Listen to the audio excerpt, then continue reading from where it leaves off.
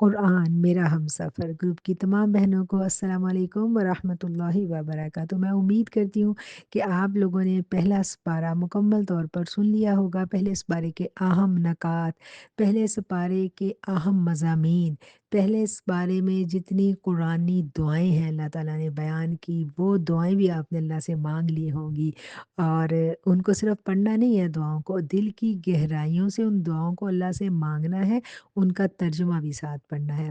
اور اس کے بعد ہم پیش کرتے ہیں آپ کے لیے اس پارے کی امپورٹنٹ آیات، وہ آیات جو ہماری زندگی میں قدم قدم پر ہماری رہنمائی کرتی ہیں، ہمارے دکھوں کا مداوع کرتی ہیں، ہمیں رب سے جوڑتی ہیں۔ یہ وہ خوبصورت آیات ہیں جن کو ہم بڑی محنت کے ساتھ ڈھونڈتے ہیں آپ کے لیے، اور ان کو خوبصورتی کے ساتھ ان فلائرس پر لکھتی ہیں میری ٹیم کی خواتین، اور آپ کے لیے اس لیے پیش کی جاتی ہے کہ آپ جتنی دفعہ فون کھولیں اس روزے، اس 24 گھنٹے میں آپ بار بار ان آیات کو دیکھیں، ان آیات سے فیض و برکات لیں، ان آیات میں چھپے معنی اور مفہوم جو ہے ان میں اپنے دکھوں کی راہ تلاش کریں۔ یہ ہے قرآن، اور یہی ہے ہمارا ہم سفر جس نے ہمارے ساتھ آخر تک جانا ہے۔